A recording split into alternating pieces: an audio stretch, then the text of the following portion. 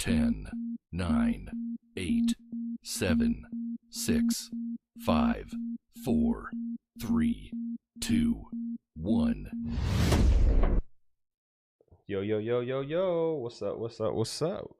Welcome to another episode of The Man's Conversation presented by the Ministry Men of Promise. Mm-hmm. I am one of your co-hosts, Craig Damon, and I got my boy across, Ariel Prater. What's going on, my brother? Man, it's been a good week, long week so far. Wait, before we start, tell me about this shirt you got on. Oh, this is me. That's Aerial Views. That's my band. It's your band? Yeah. Okay. So, Tell us about your band. What you got going on with your band?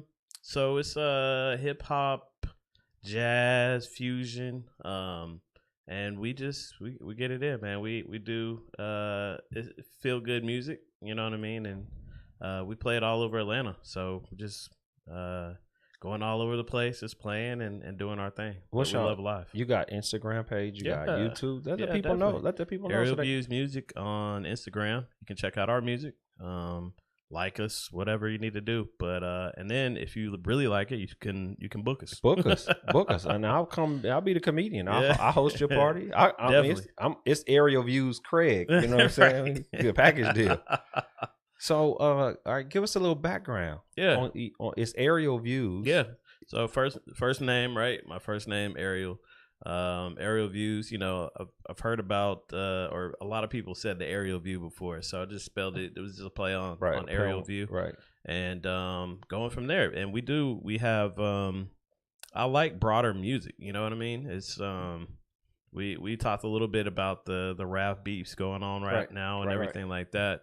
But I've always liked hip hop. Right. I like the sound of it. And with me, I've been a jazz player. So just bring the two together. I think that's the next thing. And that's what we're doing. So it's a combination of your singing background. Yep. Gospel singing background. Yep. You love hip hop. Yep. You put a band together. Because I saw a video of you playing a saxophone. Yeah, that's my main instrument. You play a saxophone. Yeah. And how many kids you got now? We're hoping for some more. Okay. All right. Well, you might not be playing it enough in the house because I heard that saxophone it melts the wax at the house. You know what I'm saying? Okay. Yeah, all right. Get it going. So it's been good. All right. Good deal. So, I'm at a loss for words today, but we're not going to be at a loss. So we're going to start off like this. Mm-hmm. If you're out there and you want to be a part of our conversation, the man's conversation, here's our cell phone number. It's not cell phone. Here's our contact numbers, 470-412-0917. Mm-hmm. Call in, questions, concern, prayer, or you can email us at menofpromise2018@gmail.com. If you're watching this video, please like, follow, subscribe, and share with another person who may be interested in hearing a conversation that two men just have in today's world. So let's talk about what's been going on. Yeah, what's going on with you? Man? It's I would say a long weekend. I'll say a long weekend because there was a lot of there's a couple parties we had to go to that we were obligated to do. And then we got a couple things going on at the house, man. It's just we got I have a stepson. So stepson is great. And I don't like that word stepson, but I understand what you're saying. Yeah. Because you don't operate in the stepson dynamic, do you? Nah, okay. All right. So you have a blended family. Yes, blended family. However, I mean those are all great names for it. Well, the reason why I say that is because steps don't get a positive notation. Right. So if we say blend, we want to keep it positive. Right. Blended family. Right. I have a blended family. Yep. So I understand your dynamics, but I like to word things differently so it breeds about positivity. Right. All right. So blended family. Yeah. And that is how you describe your whole family all the time, right? Blended. Yeah. Okay. So you've never said step is out of the vocab for you. I'll use it to let people know that he's not my biological son, Gotcha. But be him not being biological, it doesn't make a difference because I have an adopted son also. Right. I got you. But he's my son. Yeah. I had guardianship over him. It was my job to lead him and raise him as becoming a man. So that's where we're not going to use steps. Yeah. We're a blended family. I like it. So but we're having a conversation now. And let me preface this by saying He does have a job. Okay. So he's doing that and works probably 3 or 4 times a week. So he's doing pretty well. But he's got to get back and forth to work.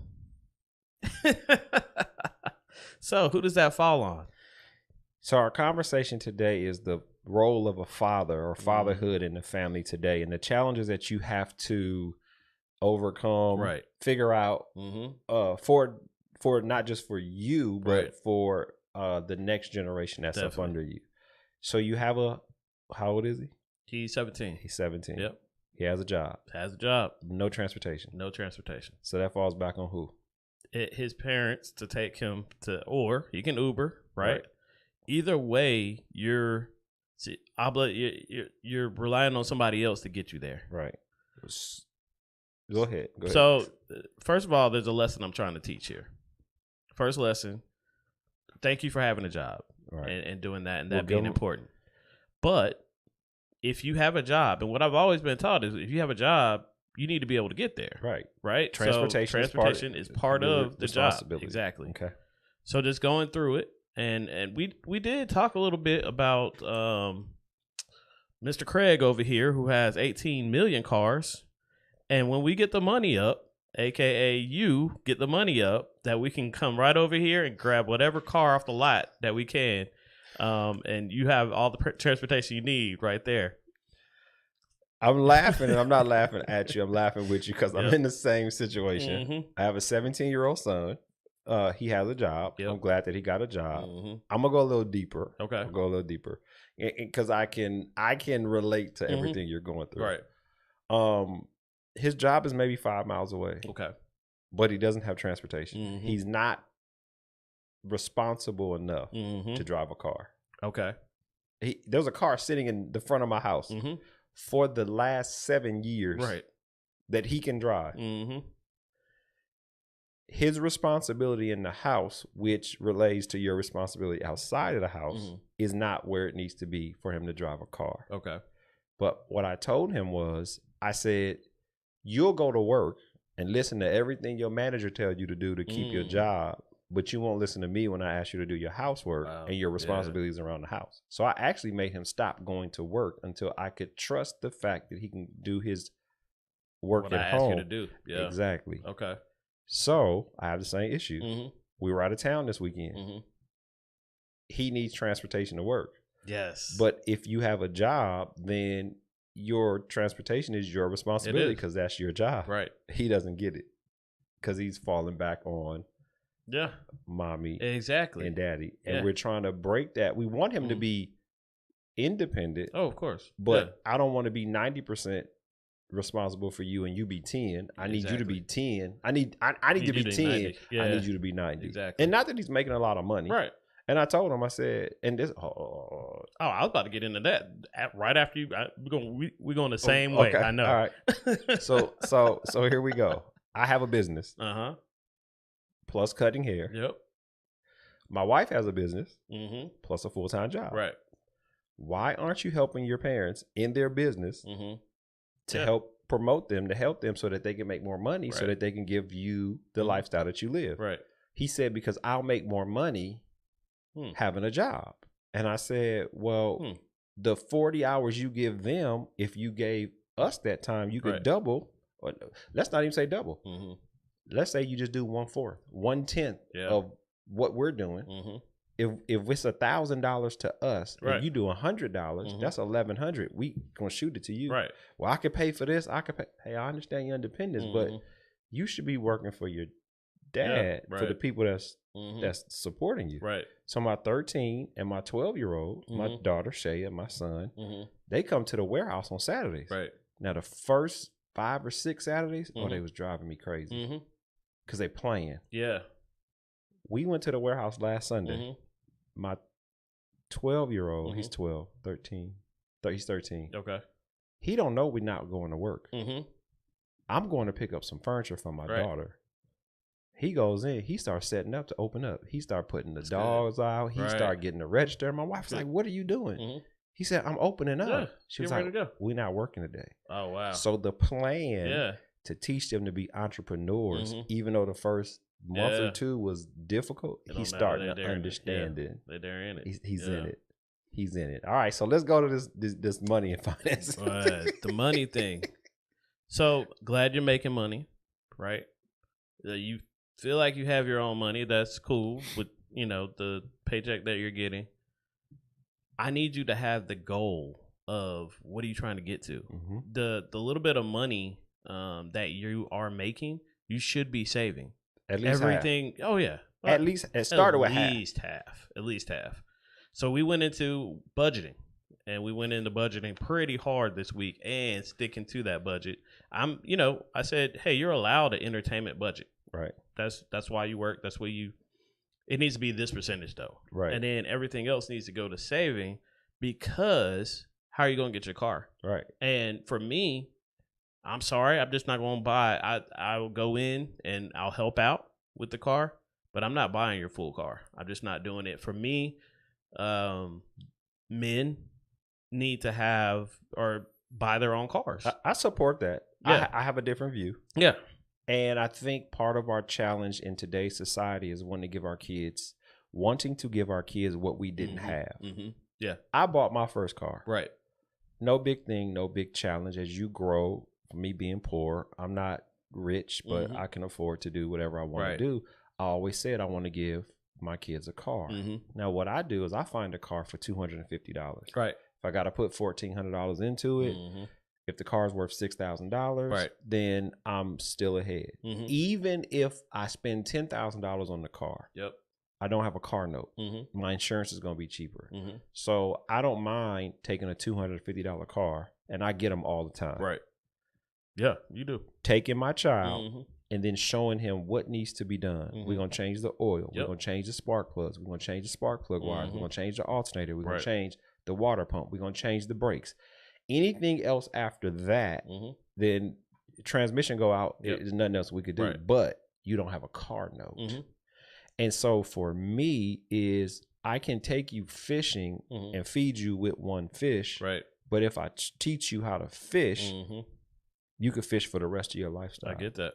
So that's my purpose and my principle of saying, hey, I want to buy you your first car so we can work on it together. Now, you might not be the dude that like working on cars. Oh, no, I definitely. So it's not alike. It's I had to, right? Because I had the same thing. Which your dad did with the same my thing? Dad, right? Okay. So it is you brought, because that's what you could afford, right?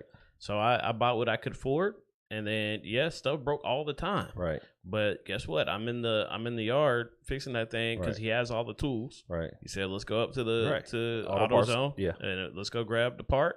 Let's come back. You learn how to put it on. Let's go." That's how you learn how to work on cars. But too, I feel like, and here's why I don't want to buy. So it's not that I'm going to not help out. So no, you're going to support. Yes, I am going to support, or I'm going to even do half.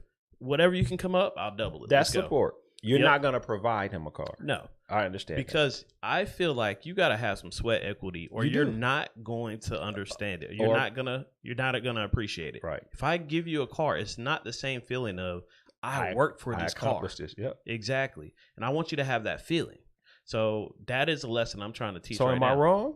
No. That's the way you went about it. Okay. But I want to add to it. Keep going. I want to add to it because you're going down a street that I can share something with you. Something with you. No, go ahead. Well, but I know friends, right? Even did my brother get a car? I've seen people get cars, and decent cars. Don't understand, don't care, crash it the next day. You know what I mean? Like, I've seen it too many times versus the people I know that work for their car. And I'm saying this is just for me and boys. All right. For your girl, I might buy my little girl a car. That's fine. That's different. That's different. But I'm trying to teach that life lesson to my son, because you need to learn this early. Right. If you are out here working, if you are out here really caring about the things that you have, then you'll take care of it. Right. And then here's the other thing. When you bought that first $1,000 car, $2,000 car, you appreciate that when it keeps breaking, and then you keep fixing it, and then you work up to that $5,000 car, and then the $10,000 car, then the $20,000, and then you really understand that every single time I get into my $20,000 car or my $30,000 car, where it started. So for me, and I had a construction business, Mm-hmm. and I had a client who lived out of state. We had to clean their house out, do some repairs on the house. And he was like, there's a car in my backyard. Yep. Take the car Mm-hmm. as payment. Okay. It was a 1986 Volvo. Okay. They called it a tank. Mm-hmm. And I can't do nothing with it. Right. So we fixed it up, and I gave it to he was 16 at the time, to my son. Mm-hmm. We live in a very well-off to-do neighborhood. So Right. it's kids driving Porsches. It's kids driving Corvettes to school, Right. Hummers. Yeah.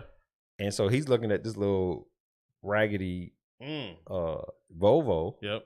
And I'm like, dude, be happy with what you got. Yeah. Exactly. So we upgraded him to another car I bought for $250. We Right. put a transmission in it, $1,400 to $1,500 transmission. It was a gas guzzler. And I said, son, you have to learn to operate with what you have. Right. You like to drive fast. This ain't the car you drive fast. Exactly. So part of being a father, some of the punishment for me was taking the car from them when they didn't do what they were supposed to do. Right.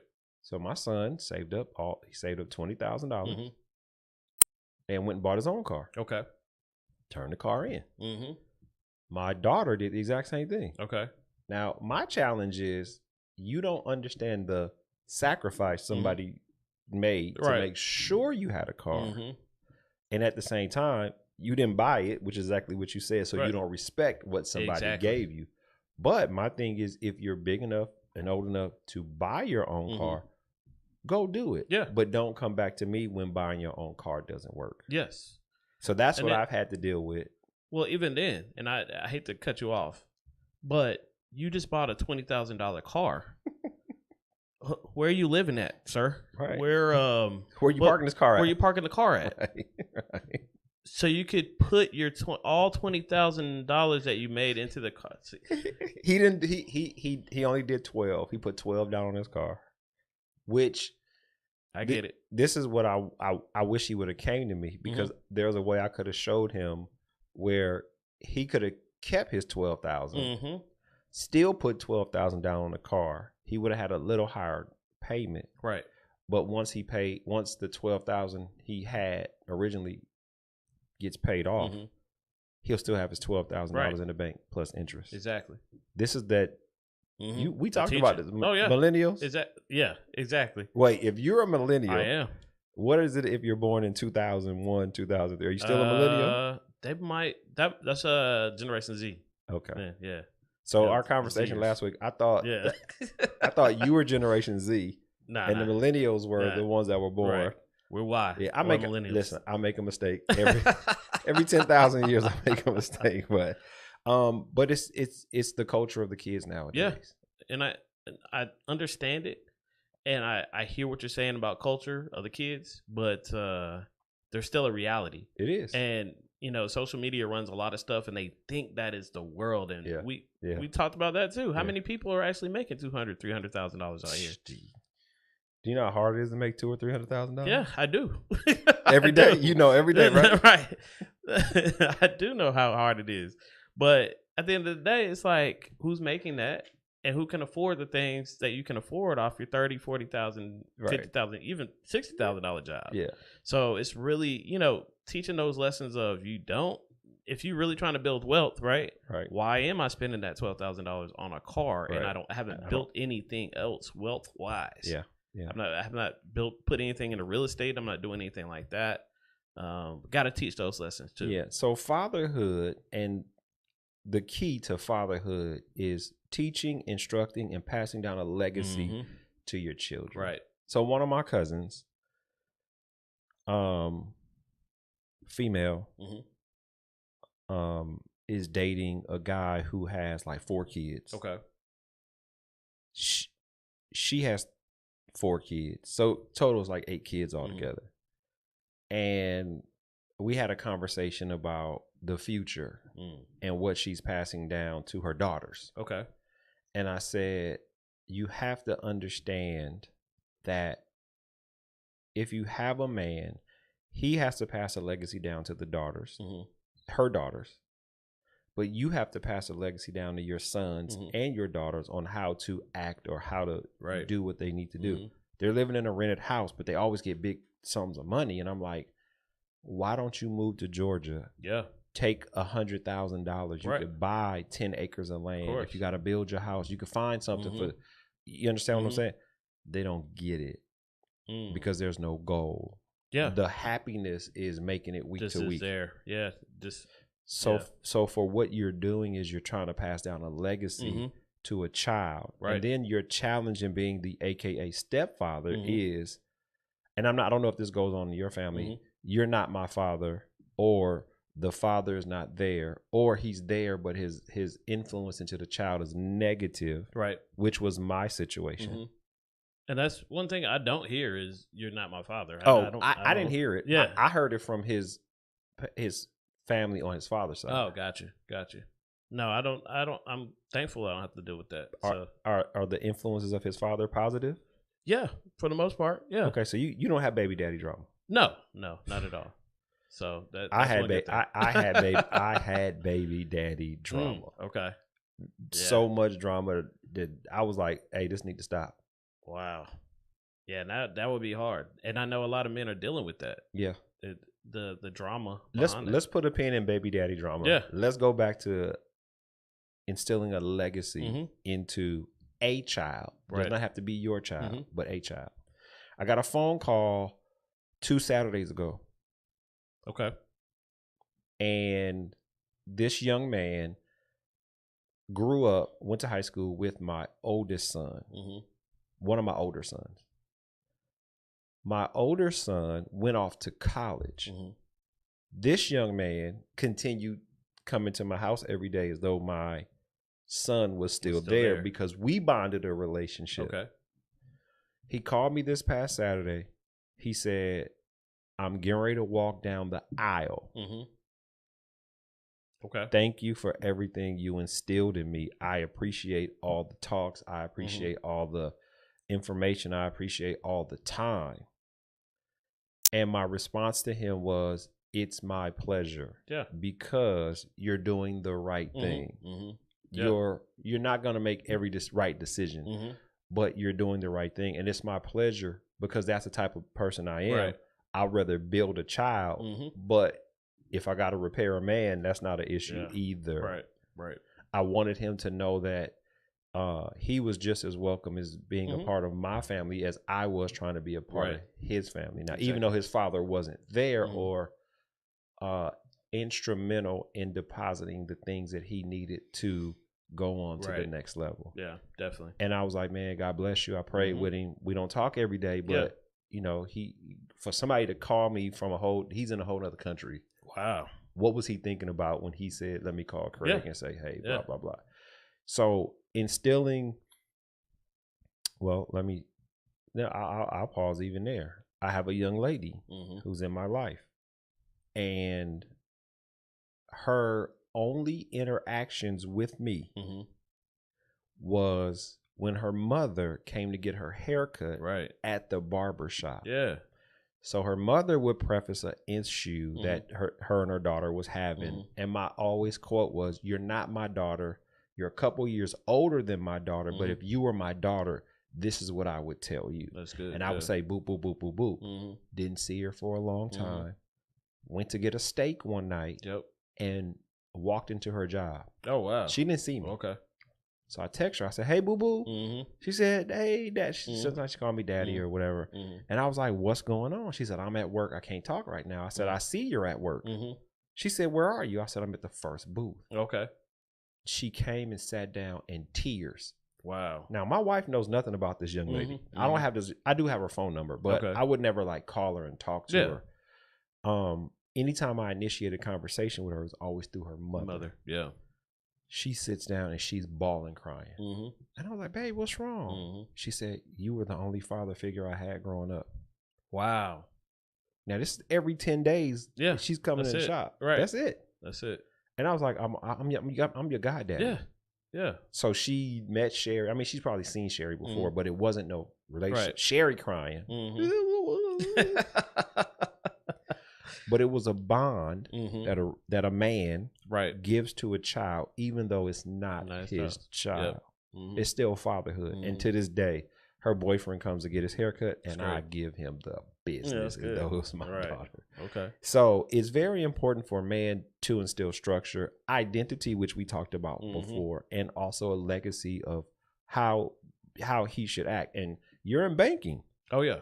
So you're giving your son, I'm trying to give him those you're financial trying to, lessons. the financial Yeah. lessons, Right. so he'll understand, because even though the world seems to be getting easier, life is not getting easier. Not It's at all. going to be a bigger challenge. Right. And if you don't teach them how to deal with their money now, they're not going to know how to learn how to deal with it Exactly. in the future. Yep. Teaching really sacrifice. Yeah. Right. Because you can go buy whatever you want to. Right. And and that's what you're doing. Sometimes you're doing that, but you have to sacrifice, and you have to have your goals, right? We talked about this before. Yeah. What are your goals? Where are you trying to get to? So if you are trying to work your 40-hour job, which we hope you get into, right. Taking yourself to school and everything. Is he still in high school? Yeah, he is. Okay, so Yeah, right. Which he's trying to get. Right, we're trying to get him to the next spot. does he play sports? No. He's a gamer, right? Yep, gamer, Computer nerd. Yep. Mm-hmm. Nothing wrong with that. So let me tell you something. I had a client who had a son, and he wasn't even 16 or 17. Mm-hmm. He was making $200,000 a year as a gamer. I believe it. And even that for me is, if whatever you're doing, try to make it good, right? Just be good at it, be great at it. So that's another lesson. Still trying to teach. If you're going to spend all the time on this game, be good at it. So I had a motto, and I would say this when I was 17, because I was working at a grocery store. My check was $124 a week. That was for working, and I guess our pay was maybe $4 an hour, maybe $5 an hour. This in the 80s. Yeah, that's this in the 80s. Okay. But when I was cutting hair on the weekend, I would make $200 cutting hair. Now, if I would have kept cutting hair and kept the job, I would have been making about $300 a week. Right. But I can make more money in 2 days than I could working 5 days. Right. Plus, I didn't like working a job, so it didn't make sense to keep the job. So Yeah. I was never a job person. Right. And my motto was make your job your hustle, and your hustle your job. So my job was a bagger. Right. My hustle was cutting hair. I made my hustle my job. That's great. Made cutting hair my job, and the little side stuff I did. If I ever needed to get a job, I was always able to get a job. That was my little hustle. And so I turned my hustle, or my hobby, which was cutting hair, into a job. Not just a job, or a business and a lifestyle where I've been able to support your whole family. Not just support, take care of my whole family. Right. Again, good credit, money saved when opportunities came up to buy houses, to buy cars. When I met Sherry and we were talking on the phone the first couple of weeks, I said, I'm going to buy you a white Maxima. So we get married. A year later, we need a car. Okay. We go to a dealership. Guy says, I got to run your credit to let you know what you can afford. I said, no, I want this car for this price. I'm not paying no more, no less, and I'm not putting nothing down. Right. You're going to have to put something down. I said, go get the manager. Okay. I goes get the manager. Manager comes. He said, well, we got to run your credit to see where you are. I go ahead. Comes back. He says, you don't have to put nothing down. Yeah. I already knew. That's what I told you. That's what I told you. Yeah. And my wife got to pick out a white Maxima. That's great. Yeah. That's great. The preparation, and you're preparing him. Yes. Because he's a junior in high school. Yep. So he has 1 year before he's going into the world or going to college. Yep. He needs to be being prepared for when he goes. Right. My son, 17 years old, he thinks he's smarter than the world. Of course. Hear it all the time. Dad, I don't want to spend my money on an Uber. So he walks home from his job, which, if that's what you want to do, now on the streets of Los Angeles, there's lights on every street. That's true. You're not going to be in no dark spots or anything like that. I said, son, they're not well-lit streets where we live. Right. And then you didn't talk to us and say, hey, this is what I want to do. I'm walking home. Right. I said, what if a car hits you and we didn't even know you in a ditch somewhere? Yeah. Because you know how the streets are. Right. Right. I said, you got to think about this, because your job is your responsibility, but you're my responsibility. Right. So we need to have an understanding that if I have to pay for you an Uber, you're paying me back at the end of the week. Yeah, exactly. I'm trying to give you something to help you. Right. You can't have it both ways. Nope. I do like the hustle of I'm not gonna pay for Uber though. Oh yeah, I like that. The problem is you're too far away. Yeah, to walk that no longer. I got you. It took him 2 hours to walk home. Oh yeah, that's a long walk. Yeah, that's a long walk. But he did it though. I almost like that. I like the work hard. I like the that don't matter to me. I mean, I had to walk to work a couple times if I wanted my job. Exactly. And I lived in a blue neighborhood, but I had to walk through a red neighborhood because I worked in a red neighborhood. The problem was my apron that I wore at this grocery store was blue. Wow. How do I hide this blue apron? Yeah. That's crazy. Because I was fine while I was at work. Yeah. But just walking down the street with blue on, I look like. Right. Yeah. So his hustle, his understanding is fine. The maturity behind what he does is the challenge or the issue that we have to deal with. And it's the mindset. So I'm with you. There's more than one way to skin a cat. Yeah, it is. And the other thing is my daughter in college in North Carolina, she calls me one day and she said, "Dad, thank you for teaching me what you taught me." Right. And I said, "What?" She goes, "One of my male friends, I rode to the auto parts store to get an auto part for his car. Okay. And they needed his VIN number. So she said, she's sitting in the car. The guy comes out the auto parts store and raises his hood. My daughter said, "What are you looking for in there?" My daughter says, "Hey, what are you looking for?" Right. He said, "The VIN number." Yeah. She said, "The VIN number is right here in your window or it's in the door of your car." Either one, window or door. Yeah. Now, this is a kid that's older than her. This is a young man. Yeah, man. So that experience for her let her know that she is already above where a female should be. Right. I am on point with you saying I will buy my daughter a car because you're showing her the principles of what a king would do for his daughter. Right. Exactly. And that's what you're supposed to do. So let's go to my weekend and go to fatherhood. Okay. Let's go to our responsibilities in making sure that our kids are taken care of and our kingdom as well. So my daughter told us she's transferring schools from North Carolina. She's going to go to Kennesaw State. Oh, big move. Now, my son just graduated from Kennesaw State, so he's already living in that area. So it's perfect for them to live together. So we've been planning this move for over a month now. Okay. The goal was, I told my wife, we're going to leave Saturday, go up Saturday, come back Sunday. You'll take Monday off from work, so you have a day of rest. That was the goal a month ago. Okay. So she does her PTO. Well, assessing that I have to drive my trailer and my Suburban up there was some work that needed to be done on my trailer. Okay. It's falling apart. The wood was falling apart. Gotcha. So Thursday, I get up. I go buy 10 6x12 boards to replace all the boards in my trailer. Okay. The screws broke because they were rusted. So I had to get new screws. Once I took all the old boards off, I couldn't put the new boards on where the screws had to be grinded out.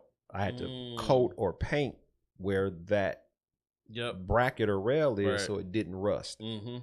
So I was like, well, I might as well paint the whole trailer. Yeah. On top of that, the gate of my trailer was falling apart. So the day before, I learned how to weld. Yeah. So I had to weld the gate. Plus, with new welds, you have to coat them or cover them. So I had to paint the gate, and I had to paint this one rail where I put the screws in. Okay. I was like, let me paint the whole trailer. Yeah, just paint it. So I painted the whole trailer. Now I'm trying to put the wood down, and I broke 20 drill bits trying to drill through this quarter-inch steel. Now I'm getting frustrated. Right. I'm like, this taking too long. If I don't finish this. Now, this Thursday, I know on Friday I got to put my car in the shop. Yep. I got to get an alignment. My brakes are tripping. Then, so I'm just thinking ahead of what Friday. Right. So Thursday night, I pressed through. I got all the boards down. Paint is dry. Looks like a brand new trailer. That's good. Okay. Wake up Friday morning, put my car in the shop. It needs an alignment. He says, your struts need to be replaced. Oh man. And your sway bar bushings, he said bushings, Oh, okay. are rotten. Okay. Wasn't the sway bar What bushing. sway bar? It was the sway bar. I forgot whatever word it is. It's what holds your your sway bars together to your frame. All right. I'm not doing the struts right now. That was $1,000. I could do that myself. It's not going to break the car, but I could do that next week. I said, how much to do the sway bar supports? $400. Okay. I said, all right. Yep. Well, I'm finna do the brakes myself. So I'll go to the auto parts store. The sway bar supports were $40. Okay. So now you're thinking. Oh, that's a no-brainer. Yeah, if I can do it myself, I'll do it. I like right. working on cars. Right. So I get up under the car, got to figure out how to put them on. No instructions came. Yep. So I looked at it. I said, all right, I'm going to do this. So my body's already hurting because I was sitting in a position I hadn't sat in a long time and fixing this trailer. Right. So I'm already tired. I'm frustrated. So I do the brakes, do the sway bars. We get on the road. We get on the road at 7:30 p.m. After working on the car today? After working on the car. Now, this is my premise was we were leaving on Saturday. That's what the plan was. But I said, no, babe, I want to leave on Friday. We jump in the car, 516, 18-mile drive, 8 hours and 8 minutes. We leave at 7:30. We get there at 5 o'clock in the morning. We go to sleep. We wake up at 11. Okay. At 1 o'clock, we're packing all my daughter's stuff onto the trailer. Okay. Yep. Work the entire time. At 4:30, we get right back on the road. And then make it back. 8 hour, it's a 10-hour trip because you got to stop for gas. Yeah. I'm also cannot drive as fast coming back as I did going up because now I'm carrying trailer heavy. Yep.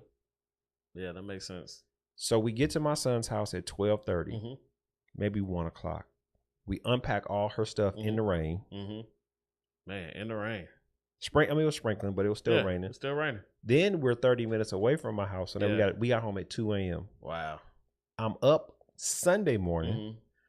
Got to go pick up a delivery 45 minutes away on another part of town. Drop it off at the warehouse. Yeah, I'm tired. That's a long weekend. Oh, we're not finished. Yeah. Monday, I had to go back and pick the rest of the. Wow. Yeah. 2 trailers full of stuff. Yep. Today, I went into work early because now I got to do inventory on all the stuff we brought. Ordered tires for my daughter's car because the trip, she's 30,000 miles. Daddy, I took my car in for the service. The tires are $1,000. I said, okay, get the estimate. Right. I go to a whole nother store, buy the exact same tires. Have them put on today for $100. It cost me $550. I did it myself. That's great. Where if I would have took it to the dealership. What I want to do is teach my kids, at least attempt to do it yourself. Yeah. And then if you can't, call for help. On top of that, in between, went to my daughter's. Got her a bed out the warehouse. Okay. Took it to her house, put it together. Got her a dresser. Yep. Put her TV mount up. So it's Thursday, Friday, Saturday, Sunday, Monday has been non-stop. You haven't stopped. Yeah. At 2 o'clock today, I went home and I was sitting at the table.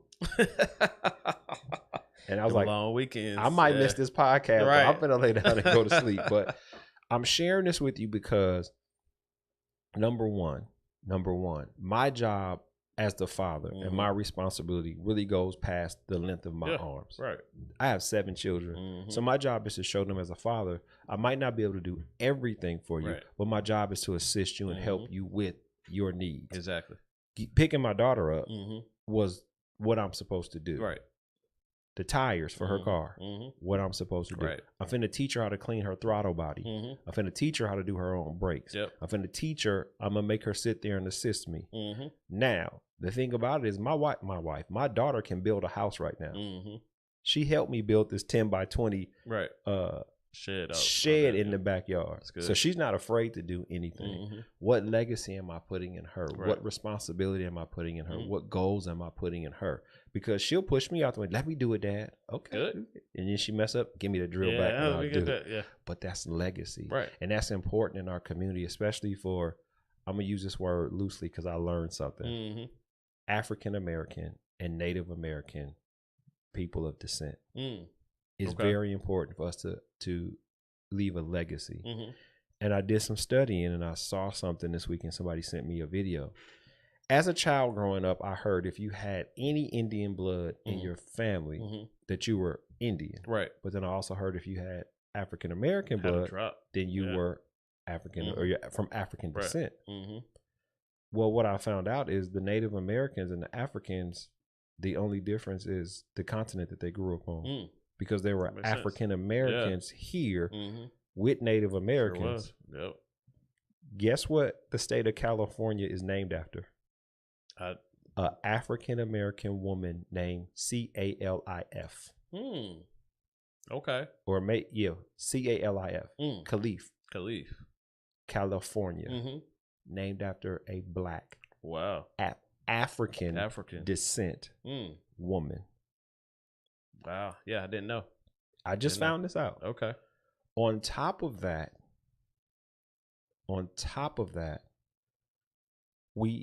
even though we don't have identity, we have to find our identity. Yeah. I also learned that being called an African American presents a state that you are a immigrant and not an actual American. An actual what word am I trying to use? Native of this land. When you hyphenate.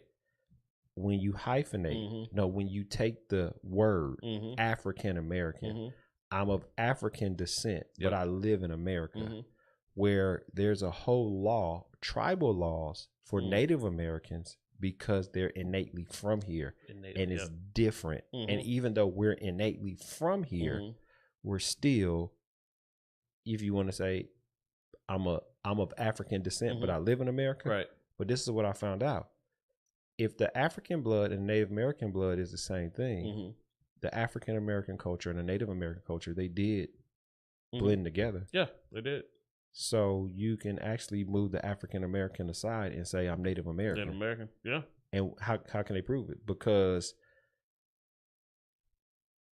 you can't switch the blood up. You can switch you can tell where the DNA comes from. Right. But how many black people here don't have Native American in them? Not many.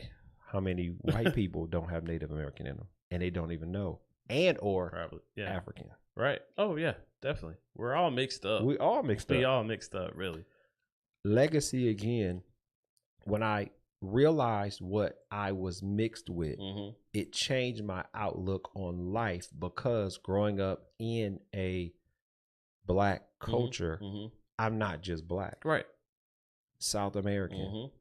Colombian, Brazilian. Well, that's always been the myth, though, right? Because, I mean, who is 100% whatever? Nobody. Exactly. Nobody. And that's the biggest myth that we have going. But that keeps racism. It does. It does. Because you have a certain look. And based on that look, we think, you are 100. Nah, there's nobody. Yeah. In America? Yeah. No. We're all mixed up. And I really figured it out. And this happened to me a couple of times. I had a client come in, getting a haircut about 15 years ago, and Hispanic lady, and she's speaking Spanish. I don't speak Spanish. Right. So I thought she was talking to her son. Yeah. She talking to you. She talking to me. So she was like, you don't speak any English? I mean Spanish? I said, no. She said, that is weird because you look like my family from the forehead down. Yeah. And I was like, where are you from? And I don't remember what she said. But when we go to Miami, they speak English to my wife and they speak Spanish to me. But not knowing that I blend in with them. Exactly. I just grew up as a black kid in South Central LA. Yeah. Now people speaking Spanish to me, and all I can say is poquito hablo español. Right. But now I want to learn Spanish. Yeah. Now I want to learn Portuguese. I want to learn these different languages. Exactly. So when I go there or I come across these people, I can communicate with them. Yeah. Again, legacy is important. Discipline is important. Structure is important. It is. The father figure is important in a home today. Yeah. It's very important. And even though we're going to have challenges with the culture, our parents has had challenges with our culture. Of course. And that's the thing. You just pass down what you can pass down. Right. But things like financial literacy, those things are important. Very important. Having a budget, having some goals, those are really big tenets of what we need to be teaching kids. And like you said, any child that comes really across you. Yeah. Because those are things that are good for you to pass down to any person that is under your tutelage. Yep. So that's what we should all be striving to do. But these are good lessons to learn. You got to learn these lessons. So how far has your son made the goal to get a car? Oh yeah, he has a goal. He has a goal. Yeah. Is he close to it? Well, we'll see what the budget does this week. Okay. So he has a month-long budget, so we'll check it every single month. Okay, so you're walking him through this. Yes. It is a push to get to your car. Okay. And what would you consider that being called? Accountability? Yes. So Definitely. You're teaching them at a young age. Right. Accountability. Yes. I have to yield what I want to do to somebody who's stronger so I can understand their precepts and principles. Mm-hmm. Yeah. I mean, these are good lessons to learn, and you're going to learn this one because I need you to. We want to stop having to at 4 o'clock drop everything and take you to work. Take you to work. Yeah. Every single day. And we're not doing that. And right now he's an only child. Yeah, exactly. So my children had the only child syndrome because they thought they wanted to be the only child in a house of 7 kids. Right. And so my kids would do the exact same thing. And I had to begin to tell my wife, no, stop doing that for them because you put your life on pause because of their lack of responsibility. Right. Yeah. At some point, you got to learn responsibility. You got to get to it. All right. So being the father that you are, being the dad that you are, because there's a difference between being a dad and a father. Okay. Dad raises you, father gives you life. Okay. Your son has a father, but he also has a dad. Yep. You're taking care of him. So being the dad in his life, me being in the same dynamic, I had to fight for my respect as being the dad. I didn't care about being the father. Right. Because of what I made of any kid. I've mentored all kind of kids that come in my fold. I'm going to teach you what's right or what you need to know. So me meeting my wife and getting married within 3 months, I think my wife's son's father still had emotions for her. Oh, yeah. Right. Because y'all got married quick. But they had been broken up for years. Oh, okay. So one of the issues that we had was I came here, we got married, I stayed here for 2 weeks, we packed up the truck, we moved the truck and Sherry all the way to California. So we had a 5-day drive. Oh, wow. From Georgia to California. So she's on the phone arguing with this dude about picking him up before we leave to go to California. Right. 2-hour conversation. He's giving her the business. So me being the patient person that I was, I snatched the phone out of her hand. And I said, look, bro, we leaving at 12 p.m. tomorrow. You can pick him up at 12 p.m. or you can pick him up in California. Yeah. You choose. Right. Click. Hang the phone up. Well, he wasn't there till 1:30, which was fine because we were still packing up. But I had to give him decisions, choices to make, instead of him narrating or dictating the narrative. Yeah. So when we moved here, he lives a couple hours away in another city, another state. He has his own responsibilities. So he would want to pick his son up on Saturdays. And we would meet him, which was 45 minutes from our house. Right. But I started telling my wife, we have to stop doing that because that's interfering in what your sacrifice. What we have to do. Right. So one day, my wife is pregnant. She had been in the hospital. We're trying to narrate him dropping the child off. And she was like, I'm in the hospital, drop him off with Craig. Yeah. He says no. Okay. So he calls the police on me. What? This is dealing with an immature man. Okay. He calls the police on me. So the police come to the house. See that my wife was in the hospital. Yeah. Sheriff was at my house. And I'm like, hey, we're just trying to negotiate him dropping his child off. He was like, do you have a court order? I was like, yeah. So I went and got the court order. What the father did was he drove up here a couple hours away, dropped the son off at his sister's house, which is 45 minutes away. Didn't want to drop him off with me, Right. which was fine. Mm-hmm. So the cop called him back and said, all right, sir, let me explain this to you. Mm-hmm. There's a court order. Mm-hmm. This is her husband. Right. So dropping him off with him is just like dropping him off with her. Yeah. I can see she just got out of the hospital. Right. So it needs to be facilitated to the father. Mm-hmm. Well, he's at his auntie's house. He said, well, I'm going to tell you this. This court order says that you're supposed to pick him up from the front door and drop him off at the front door. He said, so if your sister don't have him here in 15 minutes, there's an arrest warrant going out for you and for her because she's interfering with a court order. Wow. I don't know how this woman got this message. She got it. But she was there in 15 minutes. She lived on the other side of town. But she made that 15 minutes happen. So what I had to do was not go back and forth with this dude, but allow what the law said he had to do. Right. And then from then on, you can pick him up at 6 p.m. Or you can't pick him up at all. Yep. Right. You're not interfering. He would. But it took a mature man. It took me having to raise his father to be responsible for his responsibility. Yeah. Then it got to the point where he was just disrespectful. He pulls up in my driveway one day. And I was like, hey, dude, don't park in my driveway. Like, you're not wanted here. I don't care for you here. You have a son here. Respect my house. Right. I'm not moving my car. Dude, respect my house. I'll respect my son and I'll respect his mother. And I was like, for real? I said, okay. Don't move your car. Yep. What you doing? I said, I'm about to whoop your. Yeah. Because you at my house, man. You at my house. You cutting up at my house. Yeah. So he's like, man, what's wrong with you? I said, dude, just leave. Yeah. Leave. Right. So he finally leaves. Calls my wife back 10 minutes later. I said, what you calling a snitch? He was like, well, you know, that's my son. That he was doing everything he could to undermine what I was trying to instill. This is the problem. Not once has he ever said, thank you for what you've done for my son. Right. Not once has he said, man, I appreciate you coming in, sacrificing your life to make sure my son has the life that he has. Never once said, you know what, let's work together. Let's see what we can do to build. It was always an immature situation. And see, for me, I don't like chaos and I don't like order. So I understand a budget because a budget keeps you, it keeps you structured. Exactly. I understand having a goal. I don't want chaos in my house. Right. But my wife couldn't handle the immature man that he was. She handled him the way that she needed to in the relationship, outside of a relationship.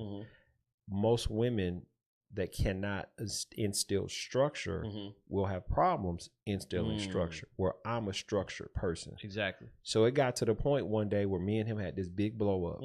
And I told him, dude, don't even drive down my street. Yeah. When you get to the stop sign, you call. Yep. We'll come pick him up We'll drop him off. Or he can walk from, it's only 2 houses, the stop sign. Come on my block, it's me and you. And I'm not playing. Right. Yeah. Man, I'm sorry. I was wrong. Okay. But he had to call somebody. That's good. And tell them what I did to him. Right. For them to tell him, no, bro, that's that man's house. Yeah. You don't disrespect that man's house. Exactly. Yeah. And he's lucky I didn't operate in the stand your ground law that Georgia has because I could have went out there with the shotty and it would have been a whole different situation. Exactly. Yeah. Yeah, that's crazy. So sometimes it takes the maturity. When the Bible says that when they slap you in the cheek, to turn the other cheek. Yep. I didn't like having to do that. Right. Then his family tried to undermine everything I was trying to instill in my son, which was, I'm not your father, I'm your dad. Right. So he went someplace, saw a car that I had, and he said, oh, my dad have one of those cars. And his family, on his death, no, that's not your dad. So he's confused. Right. So I said, son, there are some people who don't want me to raise you and raise you the right way. And they want to blame me. Oh, when he have kids, he going to treat you different. So my son came to me, Daddy, you treating me different. And I said, no. I said, when you didn't know how to tie your shoe, I made you tie your shoe for 3 hours until you learn to keep it tied. Did I do the same thing with your brother? That's my son? Yep. He said, yeah. I said, well, how am I treating you different? Right. There's no difference. There is no Principle difference. is principle. It's Yep. gonna be the same thing. Then he got it. He was like, okay, these family, even though they're my family, they're not for you. Oh yeah. Yeah. Now, this is the other challenge.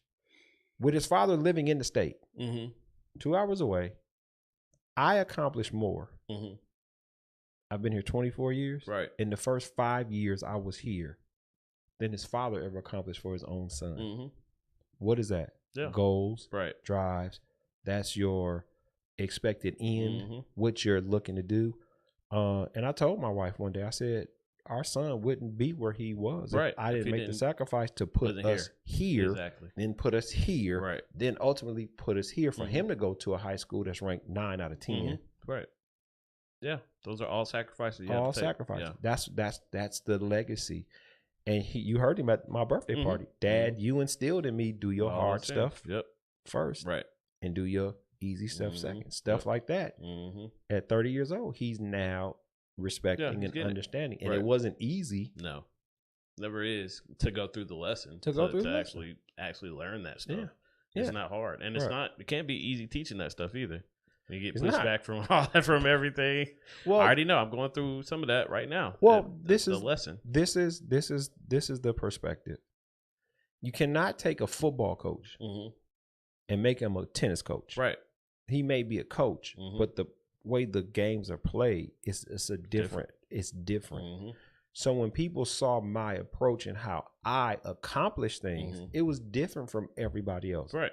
My background was not in a job to gain what I needed. It was going out, perfecting my craft, presenting myself to people. Because when I moved here, I think it took me 3 months to get to making the money that I was making in LA. Yeah, that's crazy. 3 months. But it was twice as hard, right? Because people in LA get their haircut every week. The people here were getting a haircut every 3 weeks. 3, okay.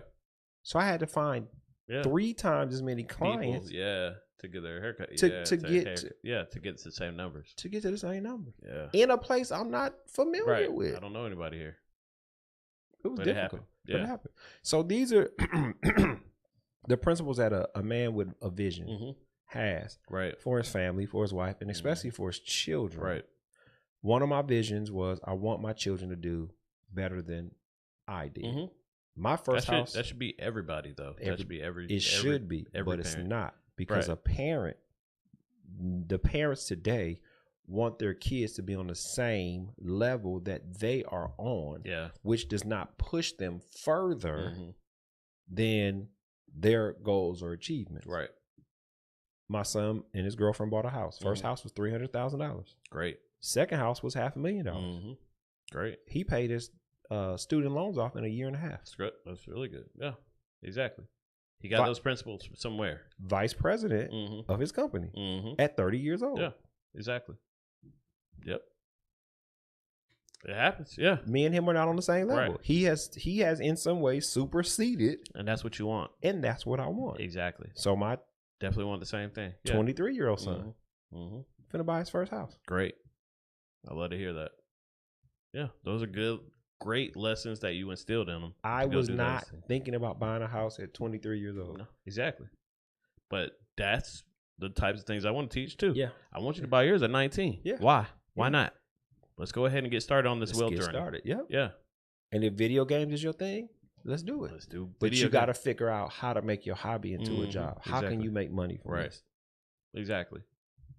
And not just playing video games. Right. And spending money on the video games. Right. We're not. That's not how you're gonna get there. So if you want to spend the money on the video games, you got to find something to bring more money in. So what's he making? $10 an hour? $15 an hour? Yeah, they close to 15 now. Yeah, it's crazy. Is he in retail or fast food? No, fast food. Yeah. Okay. So my son is also. And I haven't had the budget talk with him because actually for a whole month I would not allow him to go to work. Oh wow. Okay. Until he got his principles at home. Right. No, that's good. Taken care of. Yeah. No, those are important principles. It's definitely more important to learn your lesson here. Your retail job will always be there. Yeah. If you ever want to go get it. Back. I'm trying to win him over to come work for us. Good. That's good. Because when you support somebody, you can support me better at home working with me than you Right. could the 15, 20, 40 minutes to take you to get to and from work. That's 40 minutes you could invest in Exactly. my business. Right. And it's all about perspective and understanding. Yeah, it is. My wife does not understand. We had this conversation. A businessman and an entrepreneur are two different people. Yep, definitely. She's a businesswoman. She don't understand entrepreneurship. Right. Yeah, because she got that safety net. Where I don't have that safety net. Yep. It's a push all the time. It's the push. only way we eat over here. Bingo. Good conversation today. It's been good. So in conclusion, let's recap on some of the principles of today. And we'll start with you. We'll start with the stepfather. Yeah. Fathers, husbands and men in relationships with blended family. The first thing you need to do is you need to remove the step parent mentality. It's negative. Right. It does not have a positive because what are steps used for? Stepping up, over. Step up. Okay. Up or stepping down. Stepping down. So I'm either going to trample on you or I'm going to step on you because I got to get up and I got to get down and I'm using you as my catapult. Right. That goes for the child also because my son did try to manipulate me through what he wanted from his dad versus what he wanted from us. Okay. And we had to break that also. So we need to eliminate the step parent. Right. And understand, just like God has grafted the Gentiles into the vine, it's an adoption. It is. But it was through Christ. Yeah. That's good. If we're going to be Christians, we have to do it how God did it. Right. There's no difference between a Gentile and a Jew. Well, the Jew may be favored, but the Gentile has the same salvation through Christ that the Jew has through God. Yeah, it's true. So that needs to be eliminated, number one. You have to take them as your own and establish your kingdom and what you want them to learn, despite what other negative influences. Of course. Because they're going to get negative influences from school and friends, and you're going to have to learn how to combat that. So as a father, as the head of your household, it's important that we eliminate that. Number two, you're giving him structure, you're giving him direction, and you're giving him a goal. Yes. Which is going to be very important for him because as he grows in life, he's going to need those things. That's what you need to do. Yeah. You got to learn those principles early because they'll govern the rest of your life if you really get them, really understand it. Yep. And wealth building. And the focus is for you to do better than me. So I have to push you in areas where you can't navigate. Right. You just don't understand right now, but you will. So when my son got the second car we gave him, I made him go through and we did the whole tune up, everything. Good. He getting frustrated. I said, son, you're going to put it together. It's not going to work. You got to take it apart. Redo it again. So he's getting frustrated. This one piece. I'll just pay for it. And I was like, son, it's $500. Take 2 hours, 4 hours, save your money. Right. I'll just pay for it. So I said, all right, pay for it. Well, what he had to pay for them to do, he had to secure this bolt, but he couldn't secure the bolt for them to fix it. So he had to take the bolt out, and then the part that needed to be fixed was in between the bolt and what he needed to do. So he had to fix it anyway. Had to fix himself anyway. Once he took that bolt out, it gave him access to what needed to be fixed. So it was like, son, go ahead and knock it out. Because you can't get it to him without this bolt being in. And to get the bolt in, you got to fix this. And he was just irritated. And I was like, son, you have to understand. But this is what I told him. When we finished, I said, anybody that needs a tune-up on their car, you're going to college. Yeah. And they might not have the $400. If you charge them $200, you just made $200 based off what I showed you right here. Same thing with my daughter. How she know where a VIN number is? Right. Because I sent her out to the car 1,000 times. Give me the VIN number off of there. Yeah. Give me the VIN number off of there. Yeah. Unless you've been taught, that's the only way you're going to learn. Yeah. And so we'll go to this, and this will be our last point. You said for my daughter, I might buy her a car. Yeah. Different scenario. It is. My wife does not like cars that need to be worked on. Okay. So she drives a Mercedes Benz. Right. I would rather have a car I work on, maybe a headache. Right. But I don't mind working on them. I don't mind fixing them up, restoring them, and I love the sweat equity. Again, my learning ability is kinesthetic, which is bodily, which is hands-on training. Right. So when I put a tool in my hand, when I put a ratchet, it's like a kid in the candy store. Yeah, I'm ready. Yeah, I'm ready to do this. Yeah, that's cool. Yeah, I mean, and that's the same thing too. I'm not gonna, my daughter. I wouldn't make her work on the car. That's not what we're doing here. That's not the lessons I'm trying to teach her. So, I understand that, and for me, that's like getting the working car or getting the better car, because that's not the lesson I'm trying to teach. Right. With my son, it would be, yes, you're trying to learn. You need to know about cars. Well, what about the basic stuff? Changing the tire? Yeah. Change the tire? I'd probably do that. Yeah. We'll do that. Because a girl that knows how to change her tires really would be a very educated. Yeah, that's true. That is true. But nowadays, they don't even give you a spare tire. I know. And you know what I've had to do? I'll go get one. Go get one? Yeah. I was like, man, everything's getting cut out. They just want you to call somebody for every single thing. But 3:00 in the morning happens all the time. Where you got a flat. It's never convenient. It's never you're next to the tire shop when your tire. I was out of town one weekend, and my wife went out, and she was an hour, 45 minutes away from the house. Yeah. And gets a tire.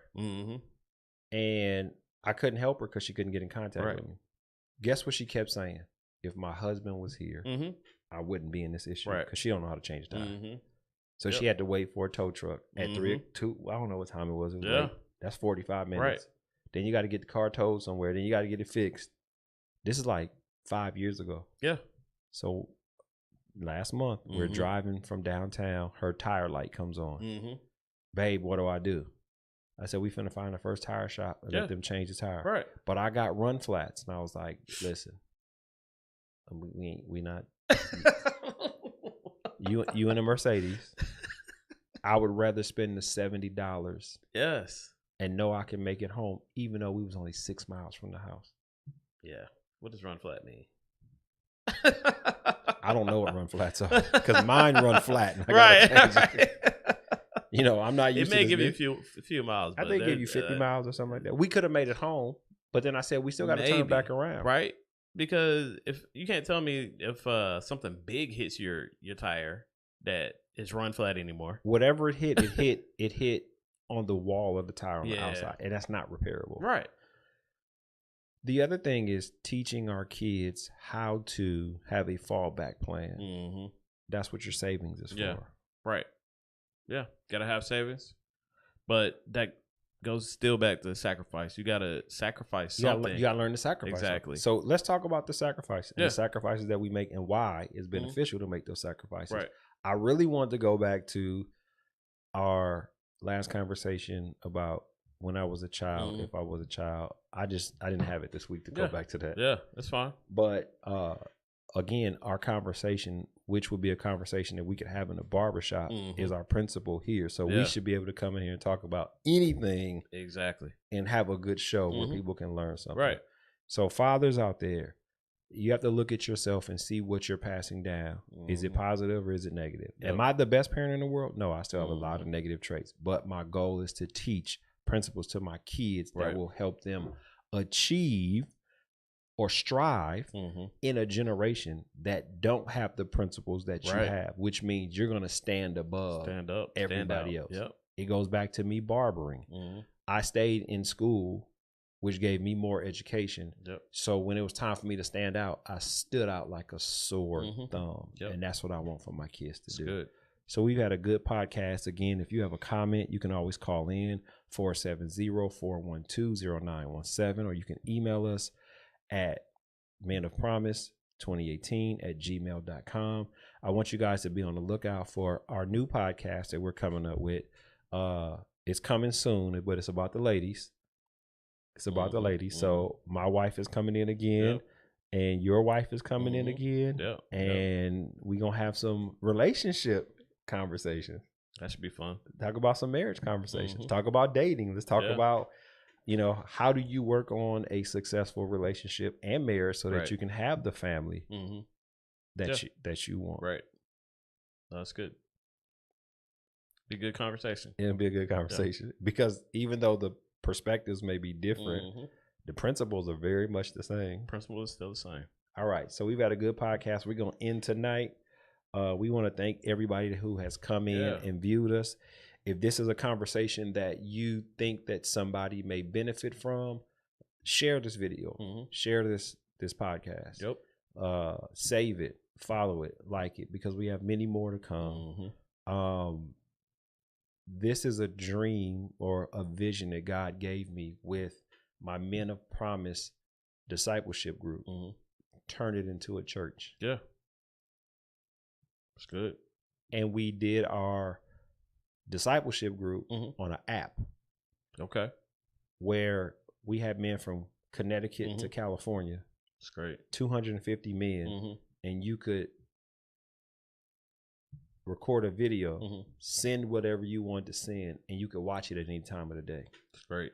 So before, discipleship group was from 8 p.m. to 10 p.m. on Wednesday nights, where you could only get that discipleship group then. Now it's, you can turn your phone on at 3 o'clock in the morning. Yep. Say what you need to say. Say what you need to say. Yeah. So that's what we're working toward. We're working toward a community that grows together, a community that is different, and a people that are different. So we're looking to affect men, women, family, children, which will affect the schools, our community, which then will affect other people who come into our schools and our communities. That's great. And our children will be able to ascribe to a higher learn those principles that they need to learn. learn. Yep. So great. it's been good, man. Thank you for being my podcast partner. Man. It's been partner good. in crime. It's been good. Partner in crime. Yeah. It's been great. So if I wanted to rob a liquor store, would you my part? That's not a principle we're trying to teach. Oh, okay. Well, I appreciate the ride you've been on with me so far. So. Nah, it's been good. All right. So we're going to end in 3, 2, 1. Peace out. Bishop. That was good. That was good.